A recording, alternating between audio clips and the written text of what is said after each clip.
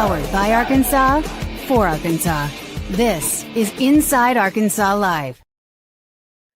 And welcome in Inside Arkansas Live here on this beautiful day here in the great state of Arkansas. Appreciate each and every one of you listening in. I am John Neighbors alongside Curtis Wilkerson and Andrew Ellis, and appreciate each and every one of you for making us a part of your afternoon. This afternoon, as we have made it to Tuesday, it's game day. Razorback Basketball taking on UCA tonight. So we'll be into discussions to see how Arkansas bounces back after their loss against Michigan State this past Saturday. We'll get into that. We'll get into, of course, the latest in the coaching search, not only for Arkansas, but for some other teams and some other programs that seem to be on the struggle bus when it comes to their coaching search. We'll have that. We'll have heavy hitters and, of course, get into all your chats. But fellas, it's Tuesday. How are the vibes here on this Tuesday afternoon? Not too bad. Shout out to StreamYard for existing, and shout out to Razorback Basketball for getting back at it here this evening. I am looking forward to this game. I know it's UCA, and they're not they haven't been very good. They're not expected to be very good this year, but the best medicine after a tough loss on the road like you had on Saturday is to get back out there on the floor pretty quick and rectify it. So sorry to UCA for being the sacrificial lambs in this case. It's a get-right game, bounce-back game, whatever you want to call it for Arkansas, but I hope they come out with their hair on fire tonight at Bud Walton Arena. Yeah, I'm excited to be there, excited to watch them bounce back. And UCA, it's not personal. You know, this just has to happen. And like you've covered, Curtis, it's not like it really means anything for Arkansas if they look great tonight and play well. It's just something that has to happen. And so I look forward to seeing the inevitability come to fruition. Yeah, I just want to see, as you talk about hair on fire, I just want to see from the jump, from the get-go, every single player be dominant. I want to see every player with them making the most out of their minutes. I want to see Arkansas outscore, out-rebound, out-steal, out-free throw shoot, out-three-point shoot, out everything, out-technical even. Like, I want to see them beat everybody and everything tonight and just take care of business. So it's going to be a good one, though. I mean, just to see, nice to see him back into Bud Walton, and you have a few games here before you get to your next big game against Duke. And but Tuesday night, 7:00, right? So you can't blame an early tip on this one. This is right smack in the nice little part of a 7 p.m. tip. And according to Bet SARACEN, Arkansas is favored by 35.5 points. So I don't know if anyone's actually touching that, but at least that would be nice to see, guys. I think a nice 35-point plus victory would be something to, again, like you said, not going to change anyone's mind or be like, oh, baby, now we're back. But just going out and taking care of business against an inferior opponent and doing it without mercy. Just let's do that. Yeah, I would be good for that. You know, it's Arkansas was so good in its first 3 opportunities that we got to watch them, the exhibitions, the Southern game, and they faced a little bit of adversity against Memphis, but they rallied back and they took them down. This is the first time against Michigan State that you had to leave the gym knowing that you're vulnerable. You know what I mean? Because they were it wasn't going well at Memphis, and you wind up beating those guys by 25. And this Arkansas team had a lot of confidence, as they should have, and they continue to should have that. But how do you respond to that? Because it could be very, and I'm not comparing Arkansas to Penn State football, but I think about that where they had those massive expectations, right? Of this is the year. We're going all the way. We're going to get past the big game James thing. And then they lost to Oregon and things completely crumbled there. I'm not saying that's the deal with Arkansas, but you've had no reason to feel otherwise, not to feel vulnerable or anything. If you're the Razorbacks, well, now you get hit with one. And so all of a sudden people aren't, you're not getting all the rave reviews and the glowing reviews from people. How do you go out there and respond? It would be easy for Arkansas to come out in this game. It's probably going to be a light crowd again, sleepwalk through the game, win by 18, and move on. But you didn't get any better, and you didn't really answer any questions about yourselves. And I hope that they don't do that. I hope they're ticked off. If you saw those practice photos that they put out yesterday, did you guys see the look on Malik Thomas's face and in his eyes and all those? Dude looked dialed, man. And that's what I want to see in this game. Come out, play hard, jump on them right away, overcorrect the areas that you stunk at Michigan State. Like, why don't you dominate the offensive glass for a change? Just completely overwhelm them there, shoot it better, all those things. I hope that they come out and have an inspired effort. We'll see if they're operating with their full deck of cards tonight. But either way, it shouldn't matter. They'll be fine. Yeah, I think if you have you know, you don't even need everybody in the locker room completely bought in and like 10 toes down, locking arms. You really just need your best players to take this seriously and to come out, kind of set that tone. You should be able to ride that wave. Like, it shouldn't take this Herculean effort for you to blow this team out. In fact, we've seen some bad Arkansas teams blow out bad teams. I mean, last year, before Arkansas even got good, they beat Maryland Eastern Shore by 100, and Carter Knox had like 24 points. So I think this is a good opportunity for someone like Carter to kind of get that rhythm, get that flow back, kind of remind himself who he is and how talented he is. And I do think that's important to consider, that like, it's, you know, Arkansas got some weaknesses exposed on Saturday. They don't even necessarily have to have cleaned up those weaknesses at all. In fact, like I said, we've just seen like even like the worst Eric Musselman teams. I remember when they beat Elon by like 50 in Bud Walton Arena in December, and I was like, man, that they really turned the corner. They didn't turn the corner. They ended up losing their next like 5 SEC games. But on one night when you're playing a bad team, it really doesn't take much for the ball to get rolling and you to really run off on these guys. And that's something that we really have already seen this team has, is when they really get rolling, start playing their game, it can get pretty ugly quick. And so I imagine this game will. And it doesn't necessarily have to mean that Arkansas has solved all their issues. Right. I mean, there's something to be said about just taking care of business and like, you know, because again, you have the game this week. I guess, is it Friday is the next game, right? It's not Saturday, it's Friday. Correct. Yeah. Mm-hmm. So you got the 2 games, a quick turnaround. I know some coaches hate that, quick turnaround from Tuesday to Friday. But still, if you just take care of business and move on, then this is what you need to do. And I think because of the loss, it's about the bounce back. You mentioned Carter Knox, Andrew. It's like, is that the player that we're hoping to see the biggest bounce back from? You know, we'll see, as you said, Curtis, about the deck of cards, see if they're going to be able to play them all tonight. But is Carter the guy, though, we want to see have a nice bounce back performance, or is there somebody else you'd rather see? Well, to bounce back, you had already needed to bend somewhere. You know what I mean? Fair. So I could see that for Carter, because we know what he's all about, right? We saw it down the stretch last season and in the NCAA tournament. I'm not worried about Carter. Kind of the more I think about it after that Michigan State game, I'm like, it might take this dude a couple games to get it figured out a little bit like DJ did. But yeah, I think that would be the best one to see bounce back.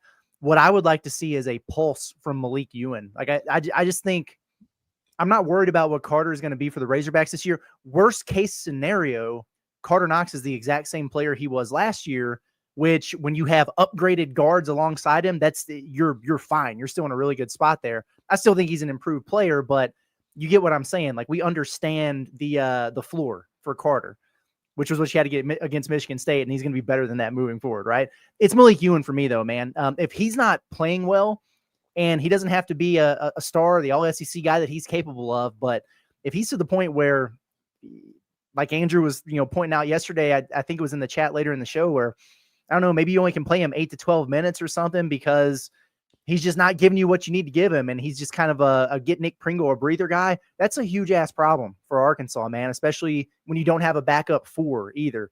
He's the guy that's got to step up for this team. If they're going to go on to do the things that we think they're capable of doing, I don't think, given what we see right now, barring injuries and everything, but with all your players, Malik Ewan strikes me as the one that impacts Arkansas' ceiling the most, because you are vulnerable in the front court. You don't have as much depth there.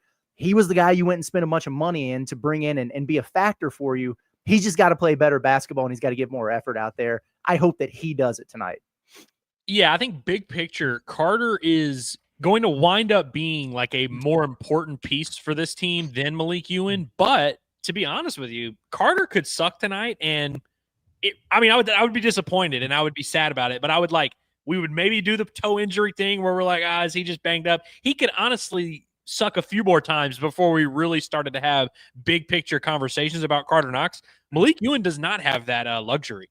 If Malik Ewan is not good tonight, it all of a sudden, like you said, Curtis, kind of immediately draws that into question, especially given, the situation. Like, they're going to need him to be pretty solid. Not pretty solid. Like, they're going to need him to, like you said, have a pulse. And then we can maybe even at least start to have a conversation about what your role is moving forward and how that's going to look when you have the entire lineup rolling. But you have to take advantage of these opportunities tonight when you're against an inferior opponent and you're going to play more minutes.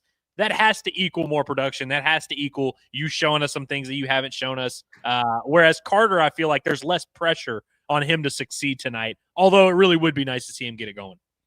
Yeah, and part of that, too, is our Alumni Hall question of the day, presented by our friends over at Alumni Hall, the ultimate Razorback shopping experience. All the great Razorback apparel you could possibly want. Doesn't matter if it's hoodies, doesn't matter if it's jackets, doesn't matter if it's hats, doesn't matter if it's even jerseys. You know, they got everything, every little thing you could possibly ask for when it comes to all Razorback apparel. The high-end stuff, too, whether it's Johnny O, Southern Tide, Columbia.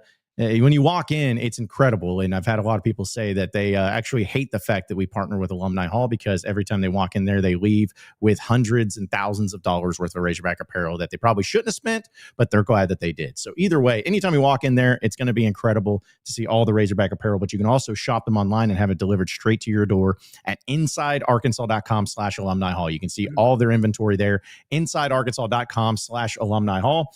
It's Alumni Hall, the ultimate Razorback shopping experience. And guys, there's a pretty simple question here today, since we're talking about the 35.5-point favorite for Arkansas. I was just asking about how Razorback fans feel about covering that, because it's a very large spread.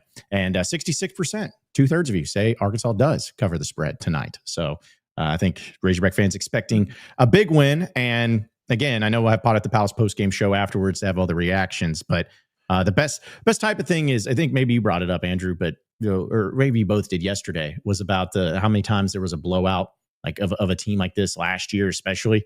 It's like, it just felt like every time you're like, you're looking at the under 8 timeout and you're like, I don't want, this is too close. I don't really care for this. It's like there's too many of those last year, except for like Maryland Eastern Shore. Southern, it never felt like the game was ever in doubt. And I think that if you just reel off these games, not to say that a team can't get hot from 3 one time and maybe make it a little interesting, but just go out there and just blow everybody out and not have to worry about, because I'm telling you, even if Arkansas wins by 17 tonight, but it was a 10-point game with 3 minutes to go or something, everyone's gonna be like, Cal, classic Cal. Blah. It's like, yeah, just win and don't worry about all the ridiculous people out there that's going to be saying the stupid stuff. Yeah. If they're only up 10 with 3 minutes to go, I might say some stupid stuff, but I'll get over it pretty quick as long as they finish off the dub. That's women's basketball did that last night with UCA. Okay, we can't have the men doing it also. Shout out to the ladies for getting the dub though. But yeah, man, and it's in these games that you're supposed to win, you see a huge point spread like that, people will get antsy in that building if it's not like 14-0 out of the gates. You know what I mean? Like you can't just blow a team out right away. And I know in one of these 4 games, Arkansas will be up by 7 or something on somebody at halftime, and people are just going to be like, what the hell is going on? And it's a 40-minute basketball game, And I thought about that with UConn, because I watched their game last night. I don't know why. It was just on. They were playing Columbia or something. But a couple of days ago, they played UMass Lowell, and they were up by 33, like 11 minutes into the game. And it was like, good Lord, it's just, you just knew right out of the gates what it was going to be. And then against Columbia, they wind up winning the game by about 30 or so. But, there were times in the second half where they give up an 8-0 run and all of a sudden it's like a 16, 17-point game, never in jeopardy, but not as emphatic. And you could feel the consternation in the crowd the whole time. It's like, they're fine.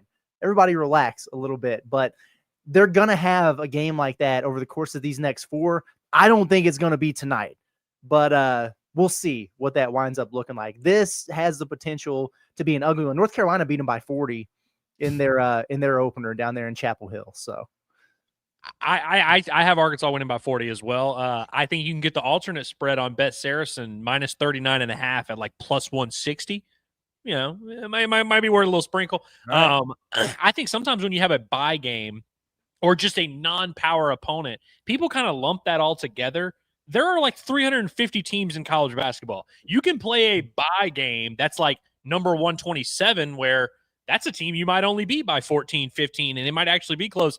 There's a very big difference between like a bye game against someone like a, Davidson or something like that than it is against UCA, who, correct me if I'm wrong, Curtis, one of the, like, based on the metrics and all that, one of the like 35 worst teams in the country, right? Well, I'll put it this way. Over at Ken Pom, Southern, who we all saw them in the opener, is number 178, and Central Arkansas is number 344 out of 365 teams. So And see, like that's a huge difference right there. And you saw how quickly Arkansas was able to make work of Southern. Now it doesn't work that way where it's like, oh, so since they're double the ranking, that means Arkansas should beat them by 65. It's like, no, but it's like it would be pretty drastic. And so to your point, John, it's like, dude, if Arkansas was up 10 in this game, I'd be like, damn, like that's one where Arkansas's metrics would actually be affected by this game.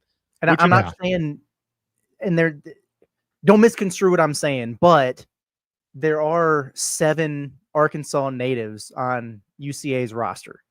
So there is something to be said for the Super Bowl. It means more to them. You guys remember Cam Hunter from the portal days? He was the ASUN freshman of the year at UCA, and he tried to transfer to Arkansas like 4 off seasons in a row. And he would visit, and he'd be right, and Must never took him.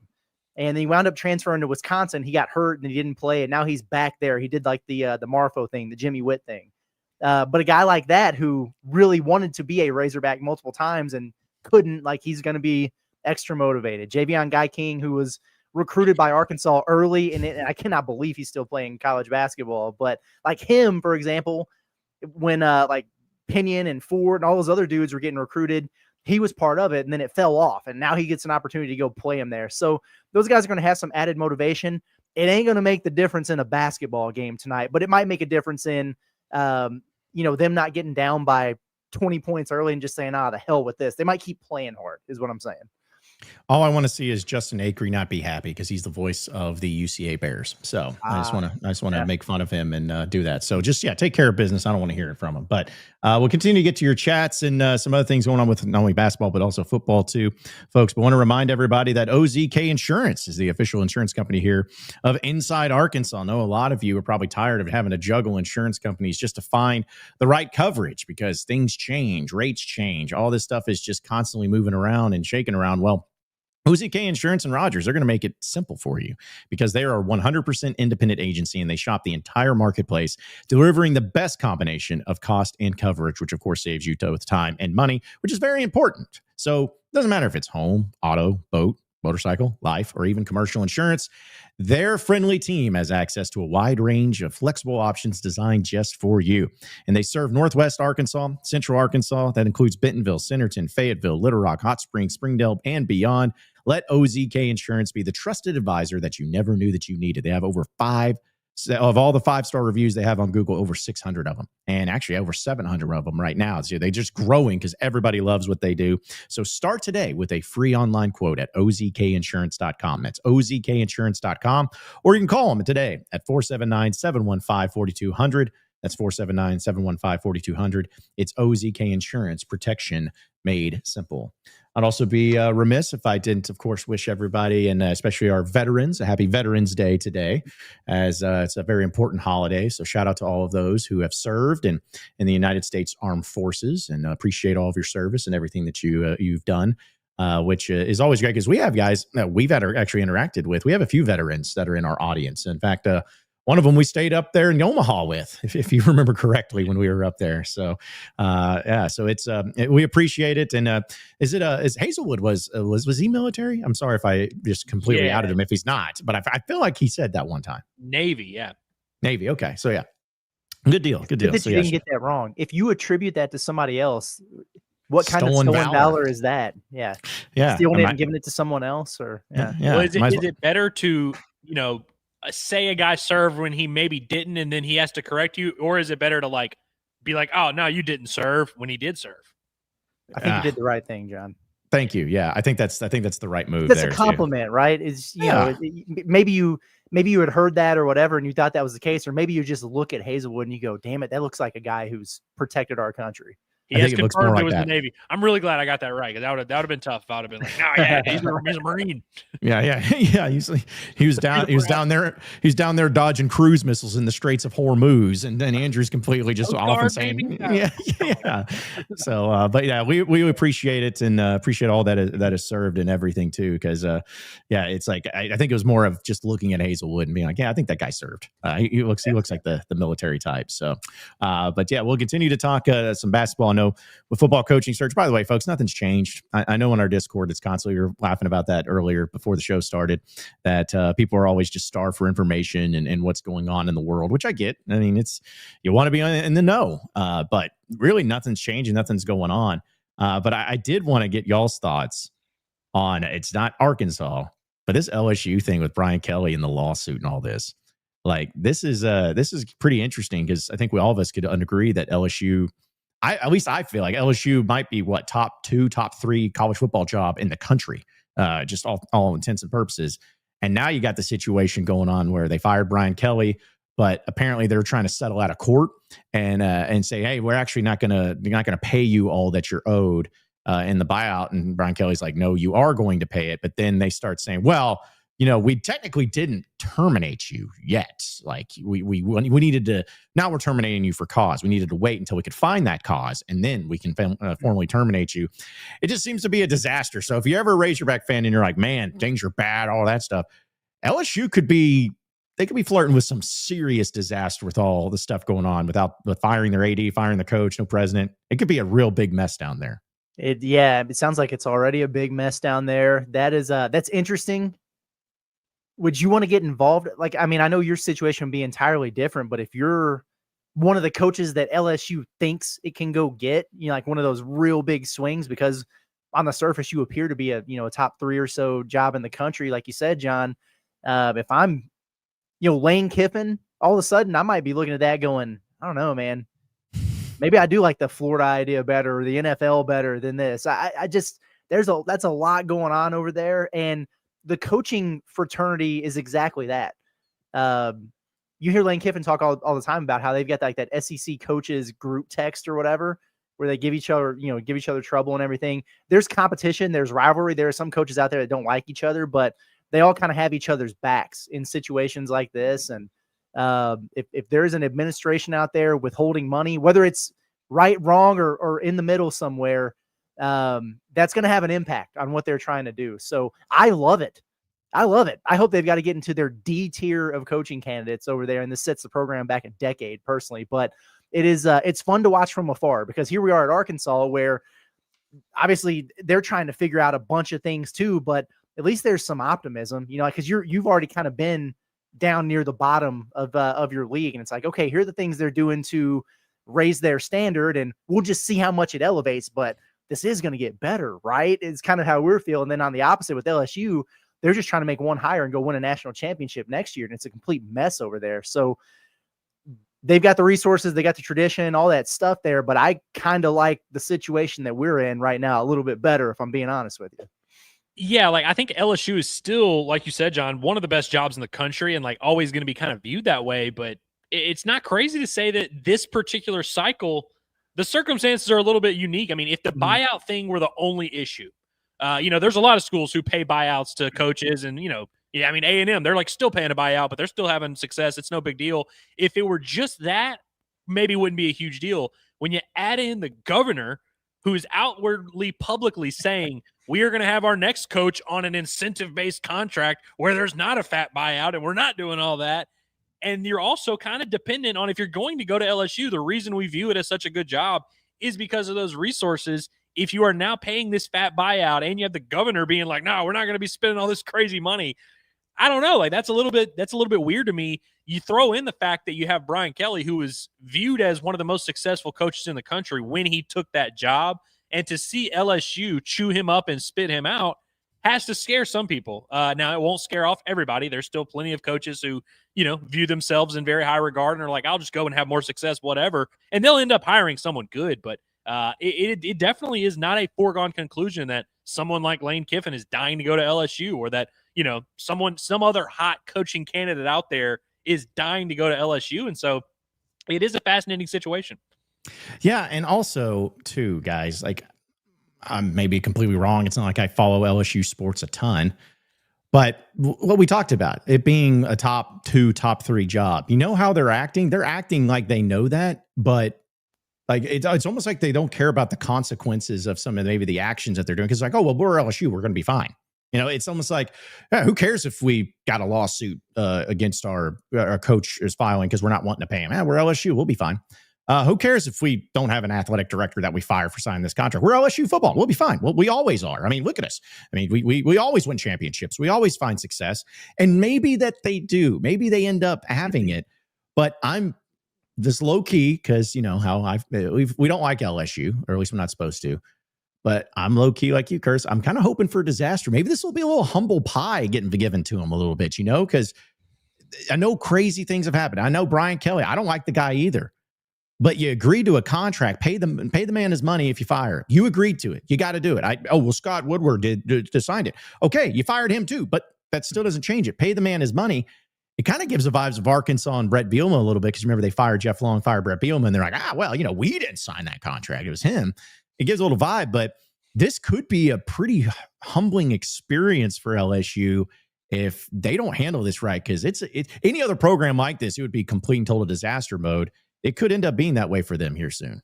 I think that, and I know I just said it, but the more I've been thinking about it as we're sitting here talking about it, what would the worst case scenario for LSU here be? What would their disaster scenario be? Oh, damn, we got to hire John Sumrall. Or, you know what I'm saying? And that might wind up being the best thing that ever happened to that program. So I'm interested to see how it plays out. And but also when you don't know who the hell is making the decisions over there, and there's not really any like uniformity between, you know, the power brokers, and do they even have an administration? It's just such a mess that this might be one of those weird Bill Belichick situations, like not him specifically, but where the folks over there at North Carolina just took it out of Bubba Cunningham's hands, and then they wind up making this hire out of nowhere. And it was just doomed to fail from the beginning. That's what I hope happens. Go find some retread name. Let them go do the John Gruden thing or something. And let's let this get weird. That's what I want to see from LSU. That's what's funny is there are avenues in a bunch of different directions to LSU doing something really stupid. And they're like realistic, you know what I mean? Like it's very possible. I got to be honest, like the John Gruden thing, part of me low key would be like, man, it sucks that like they're going to get all this attention. But we all kind of agree that the John Gruden thing is not the way to have a long-term successful program. So that would have a very high likelihood of blowing up in their face, in which case, you know, I'm not saying LSU would all of a sudden just fade into oblivion in college football, but we'd be going on like a decade of kind of incompetence, because you got to remember, they are just now getting done with the Ed Orgeron buyout. He had a massive, crazy buyout that like he was thrilled to leave because it was so large. And now you have Brian Kelly, which is also another record buyout. Like that's a lot. And so whoever it is that's coming in to take that LSU job, like that's a lot to be hanging over your head. And to your point, Curtis, I don't think hiring John Sumrall is like a disaster, that he's like actually a bad coach that can't have success or anything, that he wouldn't have a lot of success at LSU. But I do at least think that hiring John Sumrall would be a signal that maybe this LSU job, similar to the Auburn job, who also, by the way, might hire John Sumrall, is no longer this job that we can just automatically say, oh, you're going to get the biggest celebrity, the biggest name, the most expensive option. You're going to have someone leave a very illustrious job. I mean, think about the guys that have been LSU's head coach. Notre Dame coach Brian Kelly, freaking Nick Saban, Les Miles, even Ed Orgeron, who I know is a little bit of a step off, but like at the time was an iconic figure in college football. Like hiring John Sumrall would be a very different thing than those circumstances. And so I think that would, even if it does wind up being the guy who brings LSU back to prominence and stability, it would still kind of signal to me that the circumstances have changed in the landscape of college football.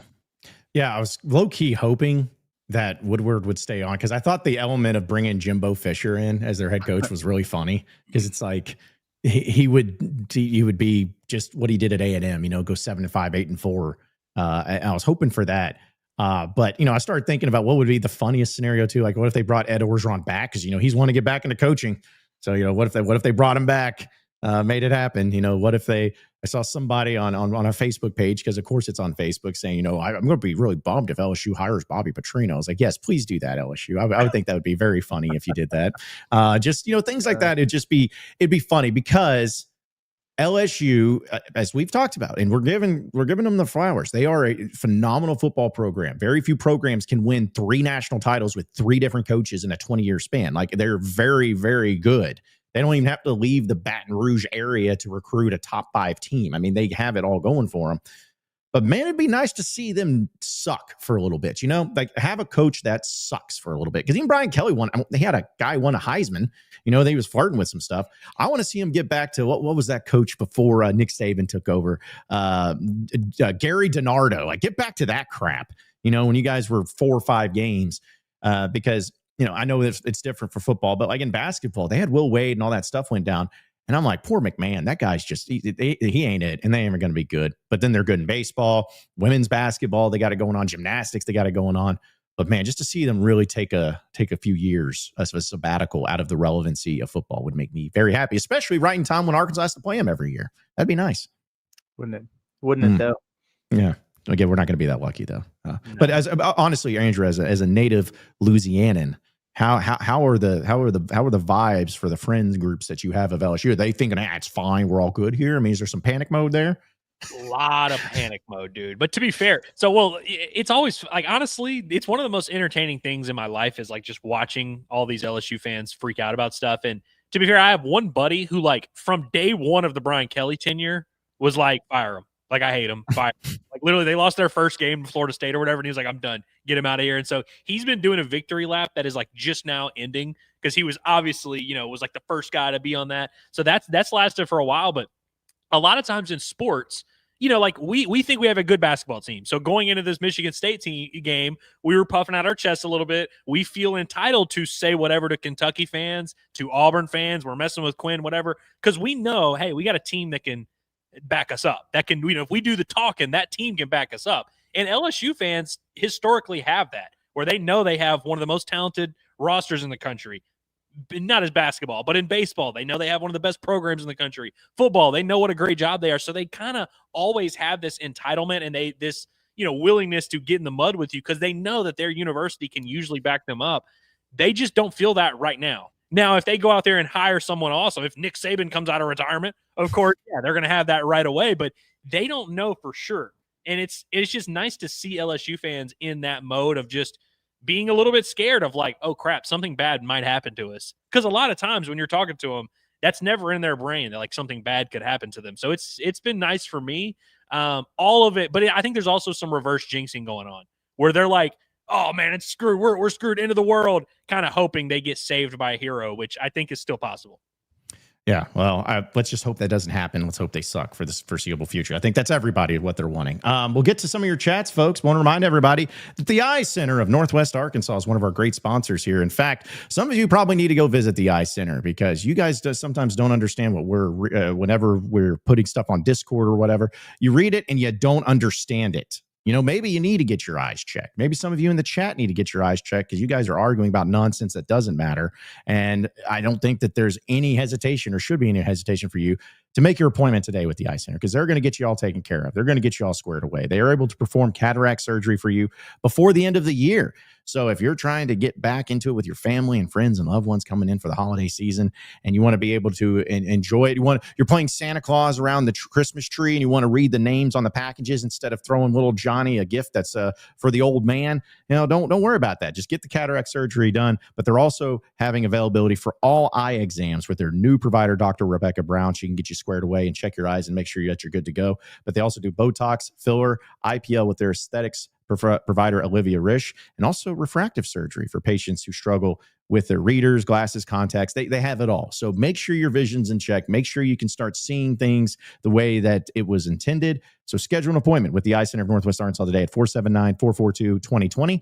That's 479-442-2020. You can also check out their website at eyecenternwa.com for more info. All right, guys, I know that, again, we'll get to some of the chats. Just real quick, since we were talking about football. Brian Kelly, Hugh Freeze, Billy Napier, who gets another head coaching gig first among those three coaches that just got fired in the SEC? Oh, my gosh. Not assistants, a head coaching gig. Billy Napier. You rephrase the question, sorry. So between Hugh Freeze, Billy Napier, and Brian Kelly, who gets a head coaching gig first? Billy Napier. Okay. Why are we not including Sam Pittman on this? Sure, let's include Sam Pittman. Let's include Napier. Sam Pittman. Yeah.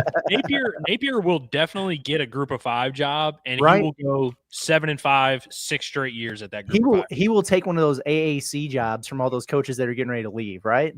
Yeah, it's a good point. Like Tulane, why wouldn't he go to Tulane if Summerall leaves? I don't feel like Kelly would do that, and I don't feel like who the hell is it? Hugh Freeze. It might. What's He might take some time because he's also sick. Well, he's dealing with the prostate cancer, so he might just take a year or something and play a bunch of golf. A lot of the big buyout guys, and I don't know what Napier's buyout is, by the way, but a lot of the big buyout guys take a gap year. Mullen took a gap year. Fisher's taken multiple gap years. Even Urban Meyer, when he's faking heart attacks, he usually takes a gap year between jobs as well. Honestly, that would be my move. If you handed me $52 million or whatever, I'm not working for 365 days at the very least. Yeah, absolutely. Well, just look at the buyouts of those three coaches. Because again, we're not talking about Pittman, but we know that Brian Kelly's like $54 million. We'll see if he actually gets it, even though he should. Billy Napier has $21.2 million of a buyout, and Hugh Freeze is $15.8 million of a buyout. So, dude, it's year 3 for Hugh Freeze, right? Mm-hmm. How is his buyout only like Sam Pittman levels in year 3? My guess he had a lot of baggage coming in. Yeah, that was my. Didn't they? I was just gonna say when he got hired, didn't they put in his contract or something that he couldn't have a Twitter and like he wasn't allowed to have not talk to women? Yeah, well, because I was about to say I don't remember if this was exactly the case, but I'm sure Quinn will come flying in and let me know. Because then they have to basically kind of get Greg Sankey to give the approval of even hiring him back into the SEC. I feel like that was at least a conversation. So maybe it was kind of like, hey, buddy, take it or leave it, because this is your best opportunity to come in here. And, because he didn't get any buyout from Ole Miss when he got fired because it was for cause. So that would be the only thing of why I think Hugh Freeze, because I agree with Napier. Like Napier, he's young enough. I think the Tulane thing would make a lot of sense. But also Hugh Freeze, I'm not saying he's broke. He's not. But it may be one of those deals of like, hey, man, I got to get me a job because I didn't get no buyout money from Ole Miss. And I only have a measly $15 million, which according to the contract, he's going to get a payout of $406,105 per month until January of 2029. Well, so hopefully he can live on that. It doesn't starve. But I don't know. I just wonder if maybe he'll be like, I can get back into it and kind of take a group of 5 job once again. I don't know. I don't know his intentions. That's crazy. Sam Pittman takes Hugh Freeze out to dinner and he's like, hey, buddy, I'll get the check. Don't worry. I'll pick it up, dude. It's all right, man. Oh, man. That you know what? That would be a great thing that would happen. You talked about the group text of the SEC coaches. If like Pittman, Kelly, Napier, and Hugh Freeze just like went out to dinner and was like, took a picture of all of them with their arms around and be like, we're rich. Like just something. They would bully Brian Kelly. He would not fit in with that crowd. Yeah. Yeah. Well, I'm about to say like Pittman would probably be the funniest of them. Hugh Freeze would awkwardly sit in the corner if he hears an inappropriate joke saying he shouldn't enjoy it, but he will. And then Napier just kind of seems like the guy that just is like, whatever. All right, I'm here. Just chilling. Hugh, I don't think we're supposed to call them that anymore.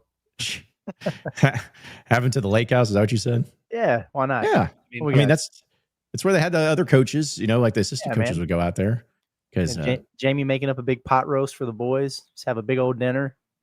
Yep, go out there and look at his boat. Yeah, man. That's the life. That's the life. Too cold to go out. They won't go out on the boat, but like they'll be at the lake house. Yeah. If I got invited, I'd go.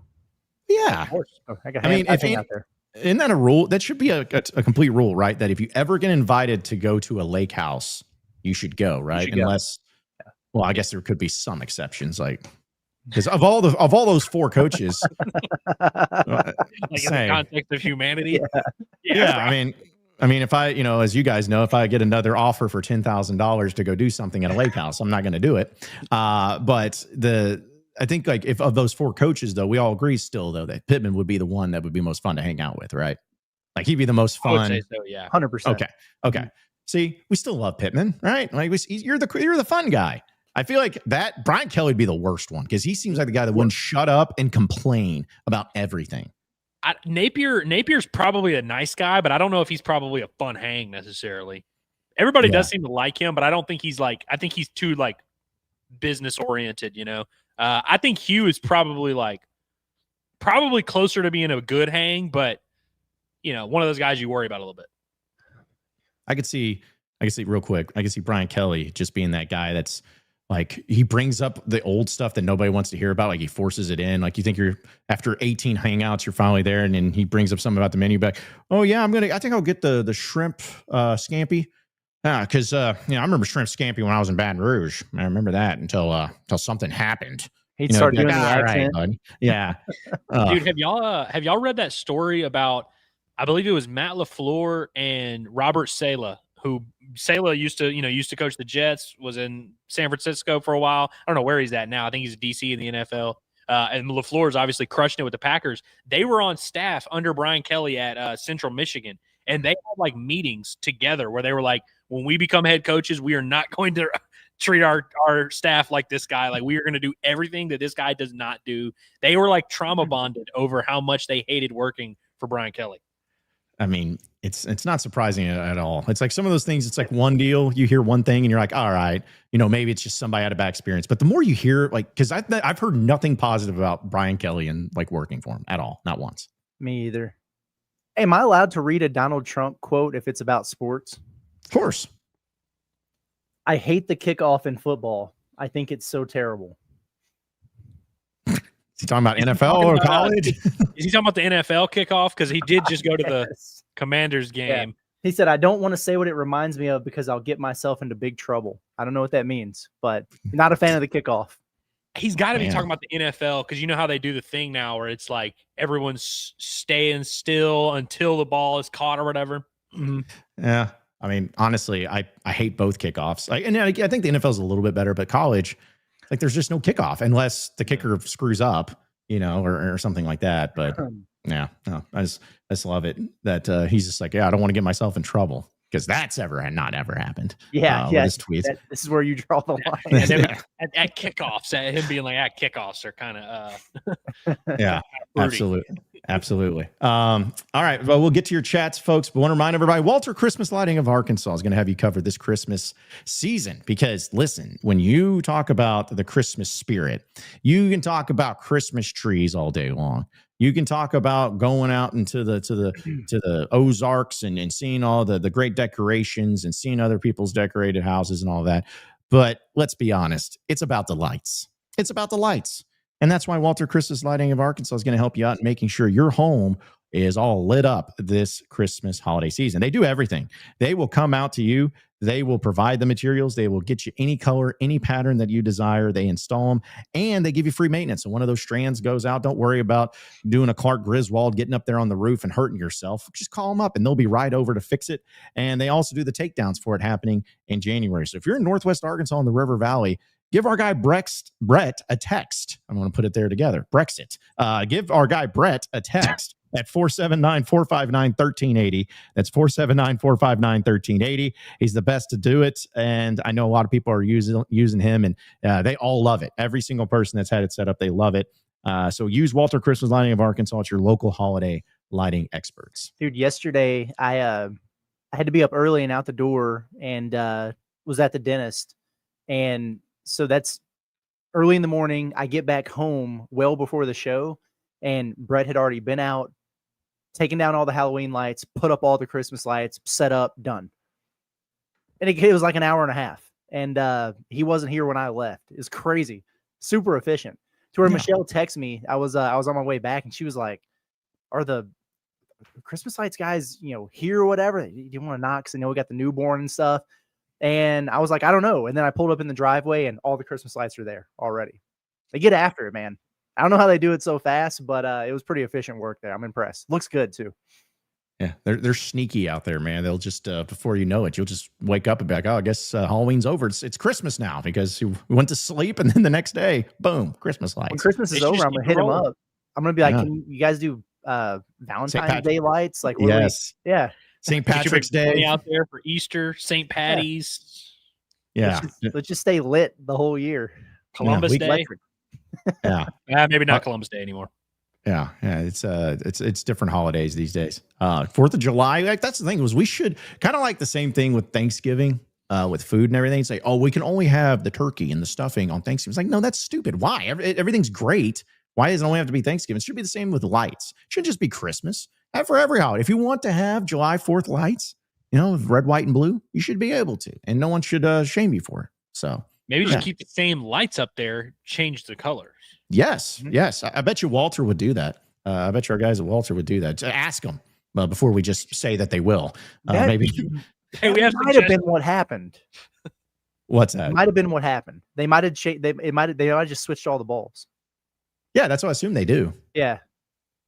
Okay. I just figured they were already strung up. You know, like what's easier? You just take down all the strands and then just place the other ones back up there, or like unscrewing and putting back on every bulb. Brett, I know you're in here. Yeah. He's probably got some He'll little be in here tonight for sure. Yeah, let us know. It's probably some like little random tool that's just like a drill, like just takes it out and puts it back in. I don't know, but that's why they're the pros. That's why we don't worry about those things. We let them do it. So I feel pressured now to get up a Christmas tree. But anyway.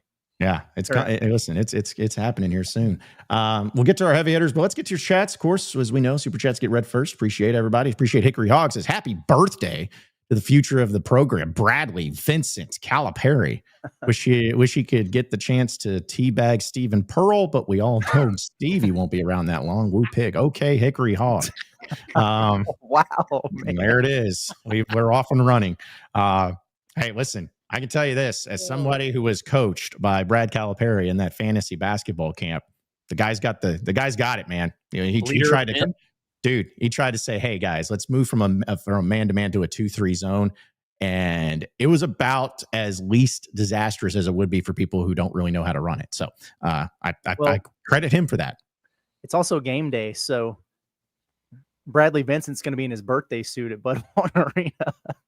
Oof. Turtleneck, people. Turtleneck. Yeah.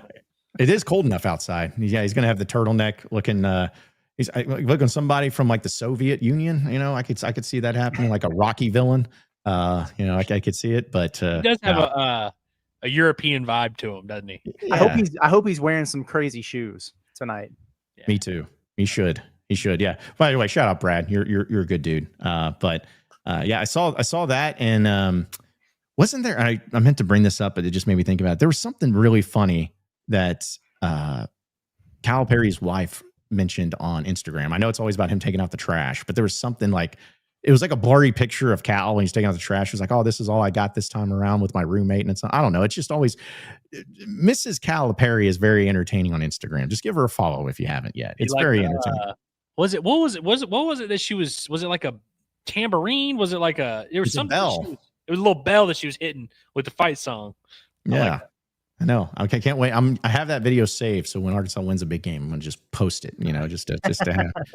Hopefully that doesn't fade away into the drafts. Yeah, so let's hope it could, depending on how long it takes. Shout out JM Scott, appreciate you for the super chat. Says happy Veterans Day to all my fellow vets. Appreciate you, JM. Says there are a lot of vets out here in North Carolina that are Hog fans. I appreciate the content you three provide. WPS. Well, thank you, JM. I appreciate your service. Thank you. Yeah. Yeah, and again, reminder: he was the guy from Macadoodles that gave us that sent us the booze. Shout out to Joshua coming in with Soup Chat with Football. He says, "Does KJ Jackson leave with Bobby? Is he gonna stay in his basement?" I mean, that's what I'm saying. Like, I don't know. Leave with Bobby or leave as well as with Bobby leaving. I think it would depend on where Bobby wound up, I guess. But yeah, there's also something to be said for KJ sticking it out. I mean, he'll probably want to see who the coach is and everything, but you're kind of the guy in the room. I'm sure whoever comes in will want to bring in his own guy or some competition or whatever, but he's probably in a better position sticking around at Arkansas than he will be going elsewhere, I guess, depending on the move, right? I would assume so. I mean, I think personally, call me crazy, I think playing quarterback in the SEC is a lot more appealing to KJ Jackson than playing quarterback for Bobby Petrino. Now, maybe Bobby, let's say Bobby is the OC at UAB or something like that. And it's like, oh, perfect opportunity. KJ can go home, be close to home, start right away, have that familiarity to Bobby. Maybe that'd be cool. But like, I think there's this narrative that like Bobby and KJ are like attached at the hip. And maybe they are. I don't know where that came from necessarily. I don't know. I assume, and this is not anything against him or against anybody. It's just the way that college football is. I just assume whatever new coach comes in, he's, as you said, Curtis, he's going to bring in his own guy. And just if you're someone like KJ, you may just leave. I mean, because it's like, hey, you may have people hitting you up saying, hey, man, come over here to this school. It could be in the SEC or it could be, outside the SEC, maybe paying a lot more. Because where's he? Is he from Florida? Where's he from? He's from Alabama, I believe. Alabama. That's right. He's from Alabama. So who knows? Maybe Auburn needs a quarterback, and they come hitting him up. Maybe that happens. So, who knows, man? Who knows at this point in time? Let's see. Jesse says the clip of John getting pissed at StreamYard needs to go viral. When did I get pissed? When was that? I don't know if it caught us. If it caught us before, sometimes you say, "All right, you guys ready?" and then you hit go live, and I'll make a stupid noise or something before we start. I wonder if it caught you being like, "Don't like that. StreamYard's pissing me off," or whatever. Great. Well, I noticed when the intro started playing, it said like the little counter was like 6 seconds, and I was like, how long have we been live? Yeah. Well, yeah. Leave it to StreamYard. So listen, StreamYard has earned any type of heat that it gets from us. Yes. So yes. Oh, it's just been something. But you know what? I shouldn't have even. That's on me. That's Radio 101. Even if you don't think you're the damn post game tonight, it's their fault, not ours. Yeah, okay. Yeah. 100%. Can we go ahead and confirm if they have like one more big mess up? Like when we were in Omaha and they screwed us, that was a tough one.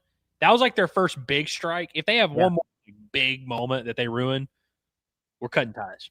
Oh yeah. Yeah. I've been thinking about cutting ties for a while if it just wasn't for the fact that it would take time to learn new stuff. But yeah, it's a problem. So yeah, glad we're having our production meeting here on the show. On StreamYard. On StreamYard. Let's see. I wanted to bring this up from Jakota because he says, "Hey, Brad Calipari's birthday. Let him coach the game tonight." This made me think of something.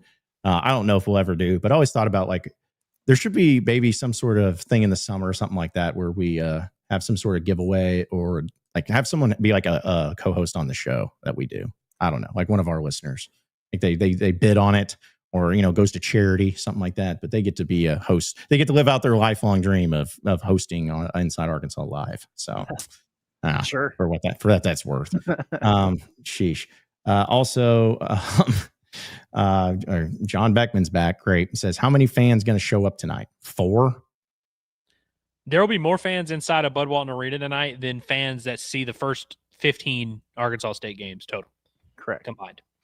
Yeah. John, listen, Beckman, okay. But it's like, is this your flex? Is this what you're coming in? He's like, how many fans you going to have for a midweek game? Like 2? Sure. All right. And they're still going to win. Cool. Let's see. Hickory Hog says Leak goes for 30 plus tonight. So might want to get on that Bet Saracen prop play though, if you're feeling that. I could see it. I could see that happening. This might be the game. He's going to do it to somebody. This might be the game. I like Curtis. I know you touched on it on the pot at the Palace, but I like his field goal attempts prop to hit again. They lowered the odds. It's not as crazy, but I think it's still like plus 250 him to take 15 shots and 9 threes. That seems right. Yeah. Listen, if he goes for 30 tonight, I'll be happy. I'm just going to tell you right now, I'll be happy. There is some great prop. Get him up there. Oh yeah, there is some great prop plays, as there always are on Saracen and everything. Because like actually they just added some real quick ones, guys. I just want to bring them up.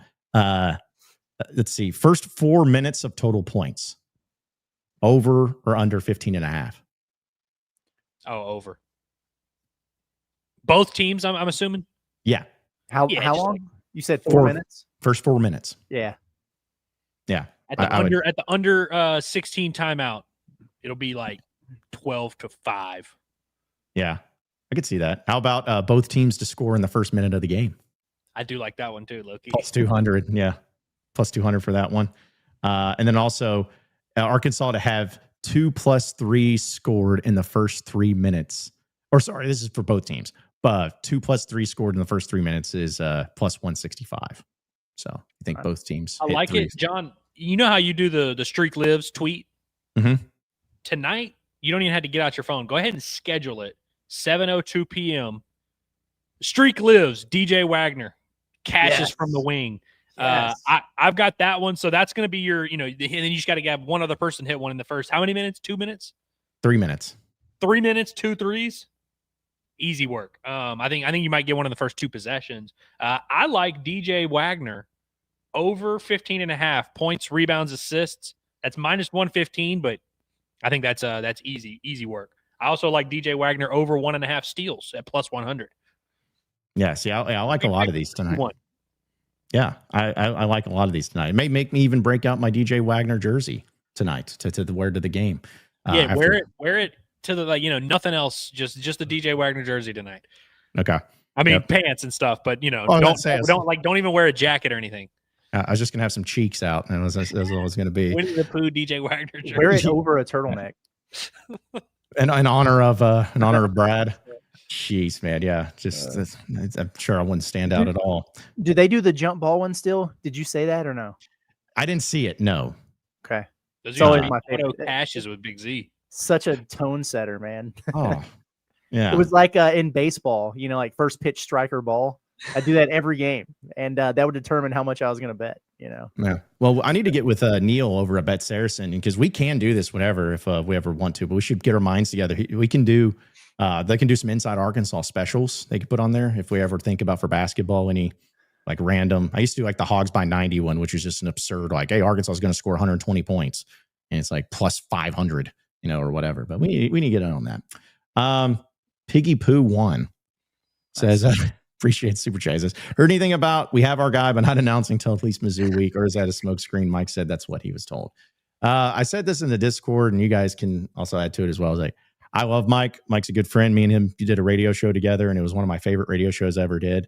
But I have not heard anything about this. I have no reason to believe this. But you know, Mike said it. So, but if that's the case, I just haven't heard anything to that like. If Arkansas had its guy, and they were going to wait 3 weeks to announce it, but they were letting people know, like it was getting out there that they had their guy, but nothing was going to be said, it would get leaked. Like it just would. I don't have any reason to believe that's a thing, but now will they have their guy by then?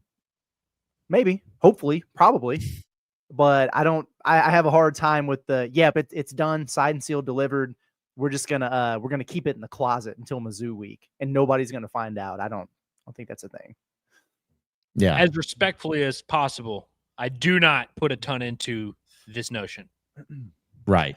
Yeah. I'm the same way. Let's see a few other chats here. Hey, shout out guy Peyton from Blue Ember says, Hugh and Sam tell all event at Blue Ember for Inside Arkansas Live. We'd be down there if it's in Hot Springs. I mean, we do it at Rogers location too, but if it's in Hot Springs, close to Sam, you know, we'll make it happen. But sure, we can discuss. I'm going to be going to pick up a fat turkey from that Hot Springs location in a couple weeks here. We can discuss business terms then. Perfect. Yeah, you just need to hold the turkey though. You have to like be holding it as you're speaking, because that's how you got to do it. Let's see. Hayden says, I know they're having a crap year, but I went to the Clemson game on Saturday. And I got to say, what they do in the in-game experience is so freaking well. It makes me jealous how bad Arkansas's experience is. Interesting. Yeah. Do y'all like the thing they do where they put the players in the bus, drive them into the thing, and make them run down the hill? Like all that? I do. Dabo's out there looking like Forrest Gump. Yeah. That's the thing is you can't have an out of shape coach at Clemson, right? Like you can't have they have to run too much, man. And they're running downhill. Like that's easy. He's coming downhill quick. Downhill Bill, that's a big load. That'd be tough. It's like they couldn't hire Mark Mangino out there, like to be hustling down. It just wouldn't happen. But Austin from work says, bro, that fantasy camp will be in John's headstone. Hey, it was a fun experience. Just leave me alone. It's the only type of interaction I had with anybody in the basketball program. So yeah. Also Pooh Bear to profit. Ironic. Brazil better have a double-double tonight. I'm going to crash into a brick wall. Hold that thought. Yeah, let's wait a minute. Hold that thought until tip off, okay? We don't want you to do anything crazy, buddy. Yeah, no running into the brick walls at this juncture. Not at this juncture, at this point in time. So, all right, let's go ahead and get into our heavy hitters. We'll get more chats. Let's get to our heavy hitters presented by our friends over at HD Roofing and Construction, because we know that storms can always hit unexpectedly here in the state of Arkansas, whether it's the winds, whether it's the rain, whether it's the storms, whether it's the snow, the ice. I mean, it's always going to be happening year round, but you never know when it's going to happen. But you have to make sure your roof is in good shape and has to be able to take on all of those elements and make sure that everything underneath that roof, including you, all of your possessions, your family, is safe, sound, and secure. And that's why you got to choose HD Roofing to get an inspection, because they provide one for free.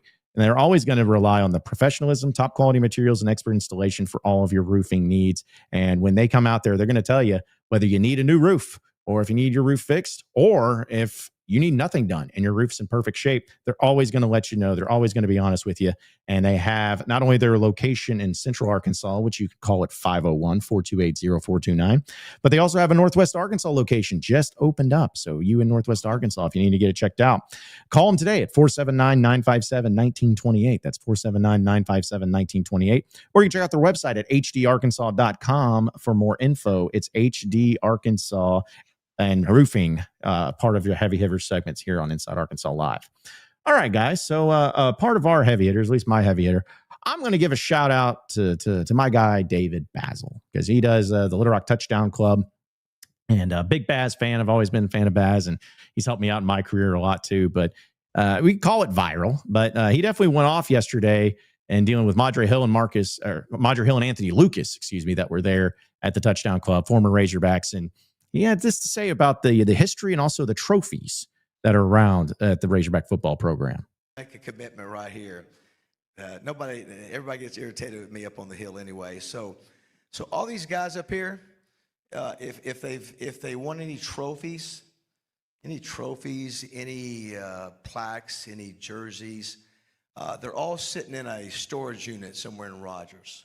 And Dean Weber told me, he said, David, I feel like, and this might have been under Jeff Long, I don't know, and I don't really care. He says, I feel like they're dismissing everything that was done before 2000. So I don't know where the Grantland Hill trophy is. I don't know where the Cotton Bowl trophy of the 60s was. I think they're all in a storage unit somewhere. So here's the deal, I'm just telling you. I don't care if Hunter Yurchek wants to do it or not, but Chancellor, here's the deal. These guys and all of us who've played for the last 60 years, 75 years, we're coming for that stuff.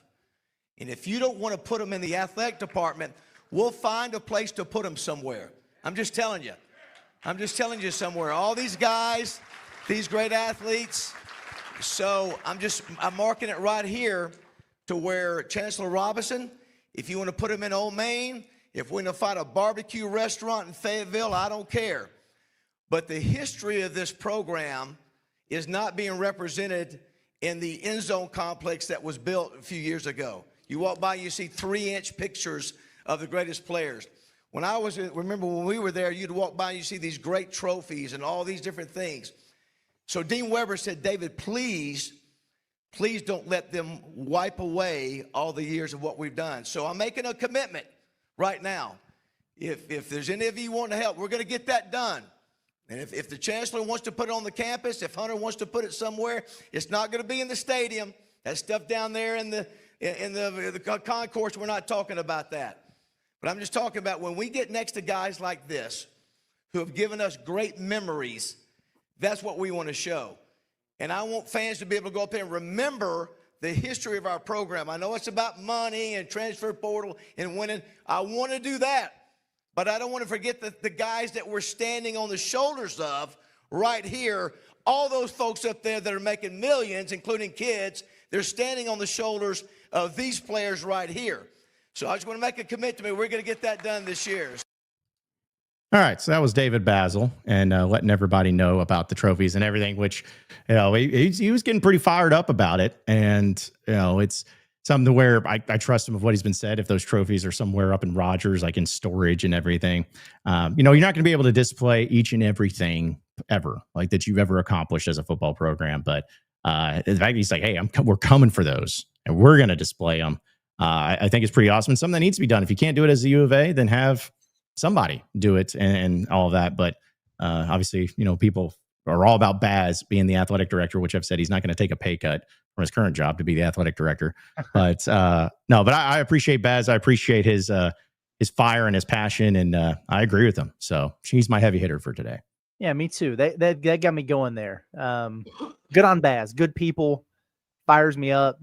I always look forward to hearing what he has to say at those things. He's the most entertaining part of that, regardless of who they bring in as a guest for the Touchdown Club. I always look forward to hearing Baz. So good on him. Mm-hmm.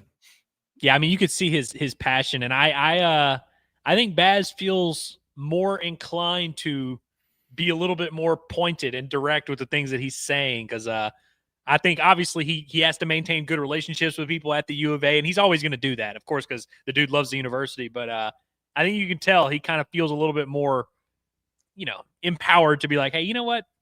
This is a time where I really do need to speak up, and I love that. Yeah, I mean, we know how, and I'll give him credit too, because we talked about it when Yurchek went to the Little Rock Touchdown Club, and Baz was very pointed. It's like, hey, you fired Kevin Trainer, and I think everyone needs to know why. Like that, not to that exact verbatim speech, but that was that approach where I'm like, all right, Baz, because that's the stuff that people wanted to hear, and so I give him a lot of kudos for that. But either way, I love Baz. I love his passion for Razorback athletics, and like I said, hopefully, whenever he comes for those trophies, there's going to be a whole group with him, coming in. It's just like, we're here to take our trophies back. They're just out there in front of the north end zone thing. That'd be awesome if they did that. But shout out to him. He's my heavy hitter. I like it. My heavy hitter is Baba Oladaton, the 5-star wing who visited Arkansas for the Cincinnati exhibition game. And we've really, really been talking up the prospects between him and Arkansas since that point. For those who were on the members only stream last week, we kind of talked about the potential for him to commit early during the early signing period. It turns out that's going to happen on the 19th. So a week from Wednesday, he's announced his commitment between Arkansas, Kentucky, Georgetown, and Maryland. Smells like a hog to me. I think he looks good in about 50 shades of red. And they have all of them here at the University of Arkansas, much to John's ire there. But sounds good for the Razorbacks here right now. You're going to hear a lot about Maryland and a big push and everything as we get closer and closer. You know what that sounds like to me? It sounds like, man, J.J. Andrews in Missouri, Abdu Torre in Providence, Buzz Williams in Maryland, same vibes, all right? Cal's not getting lockered by Buzz Williams if he wants a kid, and he wants Baba. So I'm looking forward to good news for Arkansas in a little over a week, unless something absolutely crazy happens. Yeah, but Curtis, when is he committing? All right, when's the date? I know you said it already. It's just being sarcastic because I feel like that's all people's like, yeah, but when is it? It's like, you'll say if it's like, oh, it's this date, but yeah, but when is that date? November 19th, baby. I'm waiting to see the time. You know what I mean? Because it's going to be a Wednesday. Is it going to be in the middle of the show? That would be cool. Are we going to get the announcement somewhere? That way we can be ready. You know what I mean? And go live and react to it, because that's a big one. I mean, it's a top 10 5-star. Or is it just going to be random where I'm going to be sitting around the computer all day waiting for it to happen? So we'll probably know a little bit more on that as we get closer, but sounding really, really good there for the Razorbacks. I like that. Well, I guess I have to go with the heavy hitter of the women's basketball team then, right? Since you got Baz, you got the men's basketball. I'll go ahead and go with the women's basketball specifically, and I hope I'm saying this name right. Bonnie Diaz. Bonnie Dees? Is that I say it? Yeah, there's a spelling. SEC freshman of the week, the freshman from Australia, mate. This is a good omen for Jack Della Maddalena, who's defending his welterweight title in Madison Square Garden this weekend against Islam. You got the Australians. It's a big week for Australian athletes, but good for the basketball team or the women's basketball team with Kelsey Music. They're now 3-0, and they finished last night's game against UCA, which was too close for comfort. I think we would all agree, but they finished the game on a 22-3 run. So I don't know if you can really puff your chest out and be like, we won in overtime against UCA, but you did win by 12, and you did close the game very well. And so love to see that, man, trying to change that culture there. And it's not going to happen overnight, but I think that's awesome to have them having a fight, having to dig deep, having a fight for a win. Can do nothing but help them. No, this is great, but I'm going to ask you guys. You got Bonnie Diaz, Brent Iredale, Sam Irwin Hill. Rank the 3 Australians. You got to rank them. I feel like, well, I mean, honestly, she's very young in her career. It does seem like Bonnie's on a very good track here. I mean, your first week playing SEC basketball, you're the SEC freshman of the week. So on pace, she probably will end up being the best. But Brent Iredale, I know some people were maybe disappointed because of how high the expectations were. I mean, the dude hit like 14 home runs, hit 300, got drafted in like 5th round. Like sucked, trash, garbage. No, because that's like, sorry, I didn't want to interrupt, but it was just funny because that's how I felt like I'd go out in the hog pen, and as soon as Iredale came up and like he'd get like a hit or get like contact and you get caught. Everyone's just like, bench this guy. Jeez, like what's going on here? It's like he sucks so bad. You're telling me that there's not anyone better on that bench that can hit better than 287? Jeez. It's like, oh my gosh, people. So, but anyways, we need an Australian men's basketball player because we've had football, baseball, women's basketball. Now we need. I think the closest they had was what was it, David Patrick or whatever the assistant coach was. Wasn't he like from Australia or something? On the Australian national team and stuff. Yeah. Oliver Grigg from Australia. Is he really? I don't know. From Australia might be a stretch. He at one point lived in Australia and has family in Australia. So I'm going to go with he's an Aussie. Very interesting. That's the coolest thing about OG I've heard, and I've heard some cool things. But that's cool. I didn't know that, so I have to. If I ever run into him again, one day, maybe not. I'll have to bring it up to him. So by the way, we're officially going Sam Irwin-Hill over Max Fletcher. Oh, I forgot Max Fletcher. That's another great one. He quit on us though. Yeah. Max Fletcher. He had the track to be number one. Mm-hmm. It should be his throne, but it's not. Yeah, so. And I know Max Fletcher ran a fake that worked, but nothing's going to top Sam Irwin-Hill's 51-yard run against Texas A&M and him doing the Australian signal when he was running off the field, and yeah, that was great. So yeah, I can't believe I forgot Max Fletcher. Good Arkansas, very kind to the Aussies. Apparently. By the way, Cameron makes a great point that Micah New, Arkansas's new center fielder for baseball, his father lives in Australia. I don't know what the connection is. I don't know if he's just there for work. Honestly, I probably should have asked, but there's no limit to the amount of Aussies we can get on campus. I know this is going to be a stupid question, completely off topic, but do you think that these athletes that we talked about, do you think when they went to school at Arkansas, were people obnoxious with them about being Australian? Be like, oh, hey, do you know Crocodile Dundee? Steve Irwin? Huh? I just wondered if they always got all right, yeah, I've heard it before. Because I feel like Australians might get the worst of just Americans just being like, hey. You're right. Foster's, it's Australian for beer. Yeah. Okay. Yes. Yes. I did not have a pet kangaroo. No, all of that stuff. The only song people from Australia are allowed to listen to is Down Under by Men at Work. That's the only song they're ever allowed to listen to. Yep. Because that wasn't Brent Iredale's walk up, or was it? It wasn't. But people would always be like, why isn't that his walk-up? And I'm like, I don't know. You can't have any other song. Nope. That's the only one. Jeez, man. So, but yeah, there's our heavy hitters, and we'll get into all of your chats and some other fun stuff too. But I want to remind everybody that Hickey and Hole Law is the official law firm of Inside Arkansas, because we know that any time that you're dealing with very serious things like divorce and custody cases, like criminal cases, civil litigation cases, no matter what it is, you need help. You need to have that representation that's going to help you every step of the way, because you don't want to do it on your own. Because when you do it on your own, things get missed, details get missed, and then you end up having a case to where you could have had something really work out for you a lot more beneficially, but instead you're having to pay more. You're having to serve more time. You have to do all these things. Don't do that. Let the pros of Hickey and Hole Law help you out each and every step of the way, because they build the relationship with their clients by providing the honest, principled advice and representation. And they push the case forward for their clients, advocating for them in a diligent and consistent manner from start to finish. So give them a call today, and they can start to help you out at 479-434-2414. That's 479-434-2414. You can also check out their website at hickeyandhole.com. It's Hickey and Hole Law. Things are about to get better. All right. So we'll get to some of your chats, folks. Appreciate everybody tuning in here. Shout out to Hey Smitty. He says, first Razorback game for me and my son on his birthday Friday. Today is his first ever basketball practice in Cabot. Excited for him. Nice. Very cool. Who's in town Friday? Is it Samford Friday? Yes, I believe so. Okay. Yeah. Is that the one that's out of Georgia? I probably should know this. I know it's going to be. Okay. Because I think Arkansas played him in football one year in Little Rock. 2013. Sounds right. Brett Bielema's second game. I was there. That was a hard fought win for Arkansas. It normally is. I'm disappointed in the chat. It's been a mostly decent day, but they got again by that Scott Hughes dude.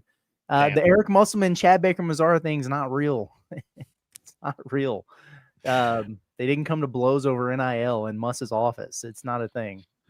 It would have been really funny if it was, though. It would have been hilarious. And that dude is a masterful troll, but we got to keep getting duped for that. Just block him, folks. Crazy here. Go right. Actually, no, wait till after show. Just block him. Block him right now. Did y'all And see then his about move on. AJ DeBanza the other day? Yeah. Said he said a curse word, so he's suspended. See, that's the thing. It's like I hate it, but actually, I kind of low key respect it a little bit too. That's why I haven't blocked it, because I just recognize the name now, because I laugh at all of them, but Jeez, yeah. People, listen, I was got on it, so it can happen to anybody, especially. Let's see. Okay, Bama Hog just wanted to give a shout. She says, "Wish I could stick around. I have to go help set up for a Veterans Day program at work. See y'all tonight for the post game." nice. So, We'll be here. Sounds good. Potted Palace post game. So it was about 9:30 ish, depending on how many fouls are called. Yeah, I hope closer to 9. Yeah. This might be a smooth one. We're gonna have to fill out the vibes for what this is looking like, because we left at the under 8. There's a little over 7 minutes left, and that game went so fast the rest of the way that we got off to a little bit of a late start. But we were also parked like a billion miles away, so I think that was what got us. Yeah. I walked in at the final horn, so we were only a couple minutes, but you know what? We like to go live as soon as that buzzer hits, but we'll see. What's what stopping us from just going live whenever it's 119-12 with nothing really. Timeout? Yeah. Other than people just being pissed, be like, "You're going to jinx it for going live early. Now they're going to lose." So yeah, because that's what happens. But yes, yeah, Potted Palace post game happening tonight. It's amazing how nobody else is doing that at all in any of the other Razorback sports, going live as soon as the horn ends. Amazing how that works out. Let's see. Also, Austin from Work just says, "Back to work off lunch break, but grateful for y'all. Y'all, as a transplant from Arkansas, eating lunch with Inside Arkansas make most days makes me feel like I'm back at home because we're all miserable." Thanks. Yeah, I think. Everybody's Right. having to go back to work today, I've noticed. What happened? Like, it's crazy. I think Have people been getting in trouble? Like they're having lunch, they're coming back in late, and the boss is finally like, "All right, lunch is noon to 1. Like, what the hell is going on here?" It's like, "I've been listening to Inside Arkansas Live. My bad. Skip. Won't happen again." Did y'all get written up? Wow, like what? It's so funny because I feel like work's been mentioned more today than ever in the chat. So yeah, now they must just work with a bunch of narcs. Sounds like it. People snitching on them and stuff. But yeah, honestly, really what it is, you just have to like pause. Like if you're out, in your car or whatever, you just have to pause, get situated in your cubicle or whatever, and then re-up, get the headphone in, and then you're good. Right out the last 30 minutes or so. Yeah. What are the AirPods? Not mine, but like, the ones that they're now making, like they're just going to go in your ear and you can't even tell. Like it's stupid how much the technology is going. All right, guys, can I share something with y'all real quick before we get to other chats? This is something that's sure not going to piss off anybody, but our guy SEC Mike put out the odds recently for the next Razorback head coach. Oh, good. Yeah, it's not going to piss anyone off. 2-1 odds, Ryan Silverfield leading the way. And then plus 250 is James Franklin. Plus 450, Bobby Vitrino. Got Dan Mullen, 9-1 odds. Jeff Traylor, 10-1. John Gruden, 10-1. Brian Kelly, 10-1. Jeff Summerall, 12-1. And GJ Kinney, 14-1. I think GJ Kinney, if he misses a bowl at Texas State this year, which is extremely possible, I just don't think he could get a big job this offseason.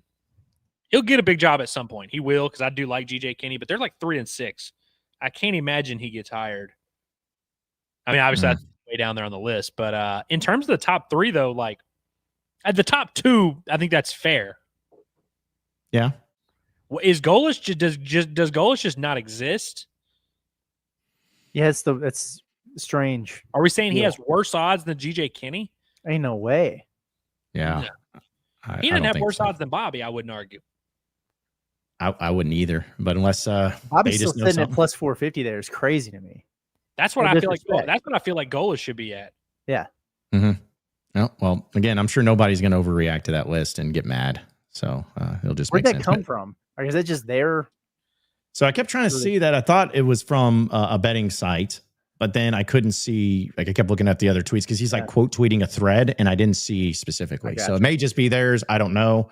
So that's tremendous content though, because that's like, yeah, we're just making this up. It's like, yeah, people are going to get up in arms about it too.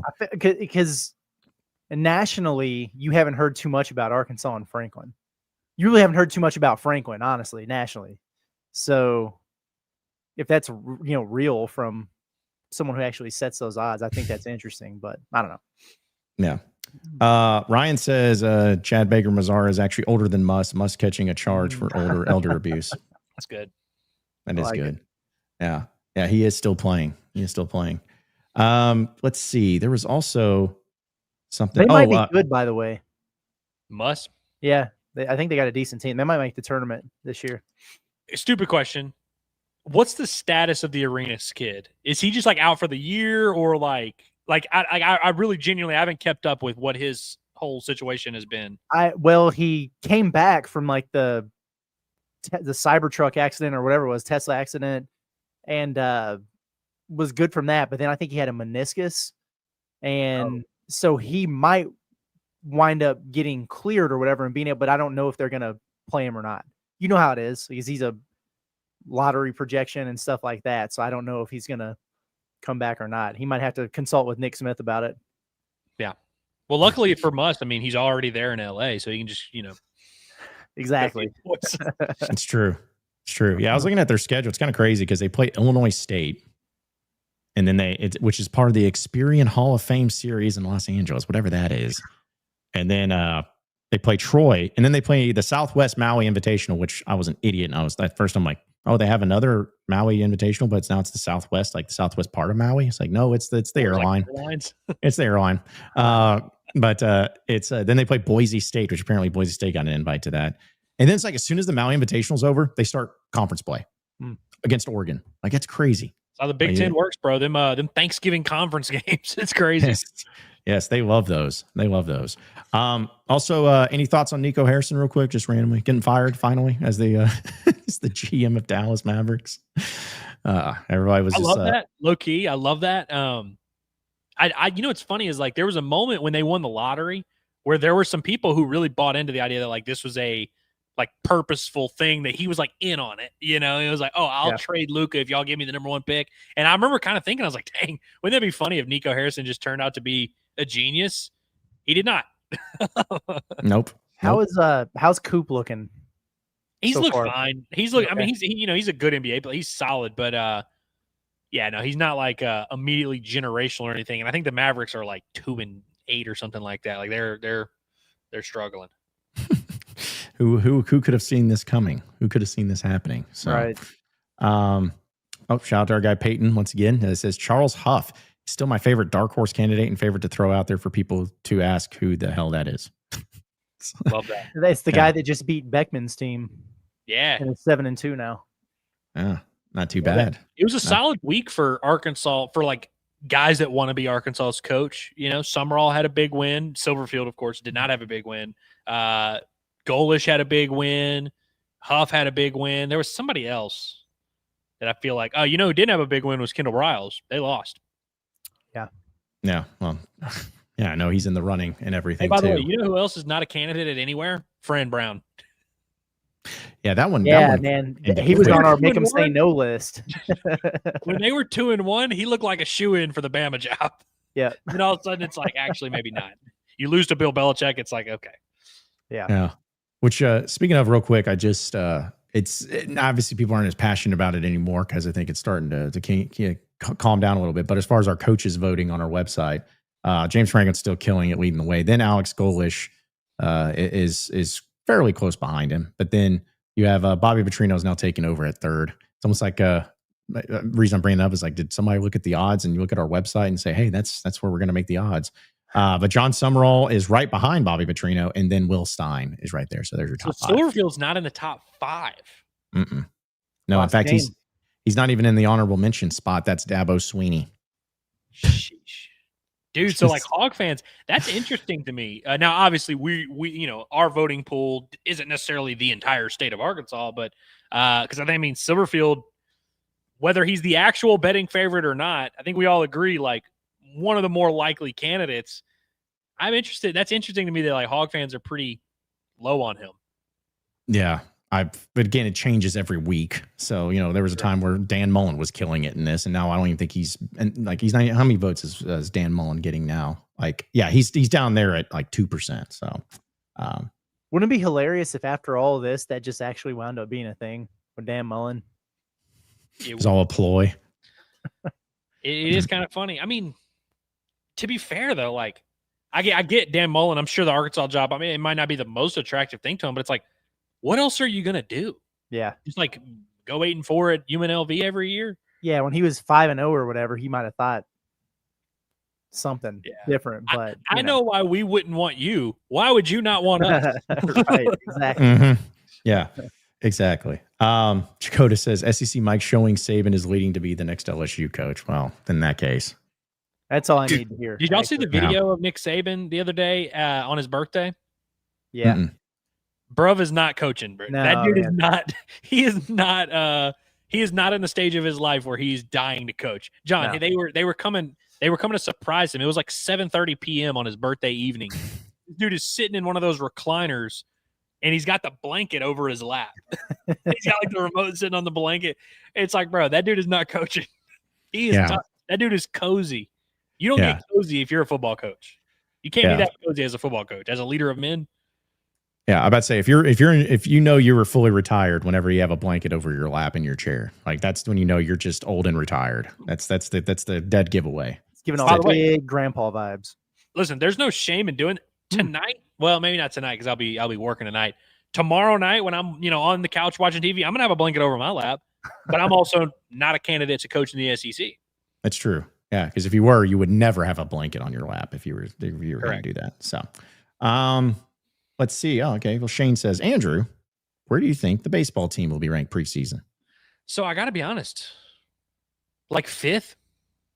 Like I don't think they're going to be. Last year on paper, well, I don't remember where they were at in the preseason polls. I guess they were in the top 3 to 6 range. On paper, the pitching staff last year was at such a high level that they got a lot of benefit of the doubt there. And then the lineup on paper was solid. I don't think people realized it was going to be as good as it was, but Arkansas had a very high floor.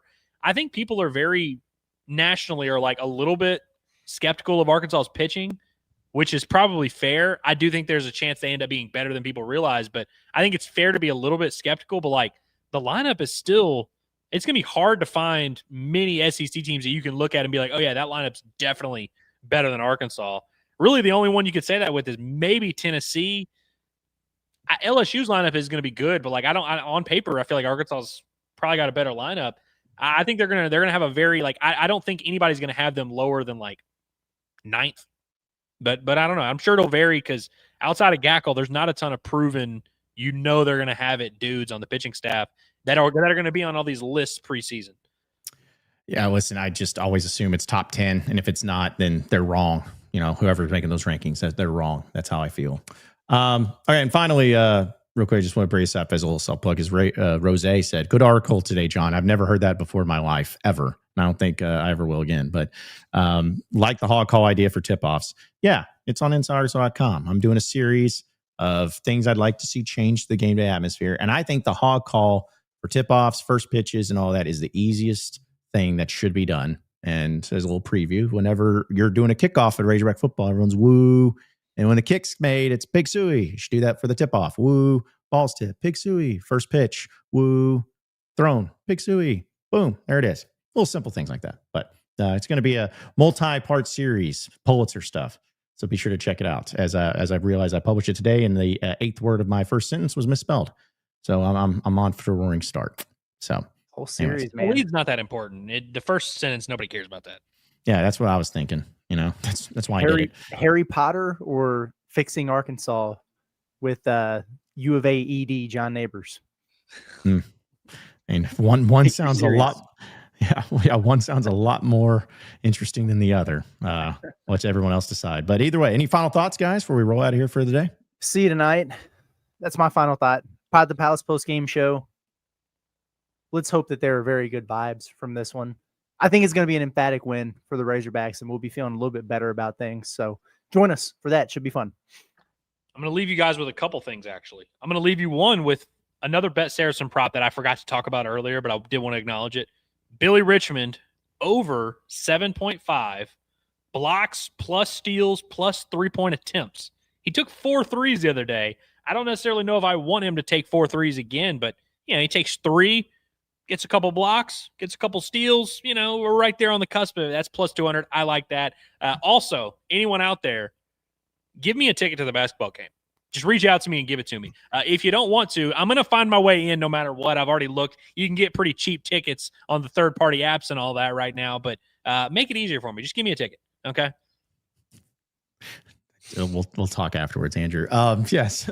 Yeah, my final thought is shout out to Fat Boy Wiggins, who is a running back that flipped his commitment from FIU to Wisconsin. I just love the name because his name's Fat Boy Wiggins. It has nothing to do with anything, but just wanted to share that. That's my final thought on everything. But yes, please tune in tonight for the Pod to Palace postgame show as we're going to keep it moving with all things Razorback football, basketball, baseball, recruiting, everything happening here at Inside Arkansas. So be sure to subscribe on our YouTube page. So let's check us out online at InsideArkansas.com. You can follow us on social media at Inside Arkansas. And also our audio version of podcasts, wherever podcasts are found, whether it's Pod at the Palace, Bombastic Podcast, Inside Arkansas Recruiting, Inside Arkansas Live, all of that stuff, you know where to find it. And that'll do it for us today. For Andrew Ellis, Curtis Wilkerson, as well as intern Cameron, I am John Neighbors. Same sports show, same sports channel tomorrow at noon. We'll see you tonight for Pod at the Palace postgame show.